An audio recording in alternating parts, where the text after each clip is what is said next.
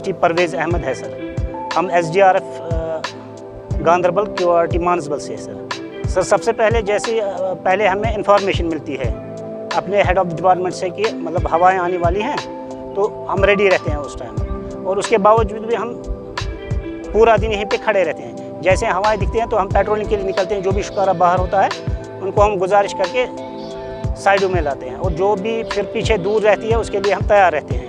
कहीं कुछ अनटोवर्ड में हो जाए उसके लिए रेडी रहते हैं सर। 8-10 दिन में 4 रेस्क्यू हमने किए सर। रेस्क्यू में 2 बच्चे फंस गए थे, वो बोट लेके आए थे, तो अचानक से हेल स्टॉर्म शुरू हुई तो वो बीच में फंसे थे। हमें जो है इन्फॉर्मेशन मिली, हम निकले तुरंत उसे हवाओं में ही, तो फिर हमने उनको वहाँ से रेस्क्यू करके बचा लिया सर। उसके बाद 4 दिन के बाद ही यहाँ से हवाएं चली, हमने सबको पेट्रोलिंग करके निकाला यहाँ से।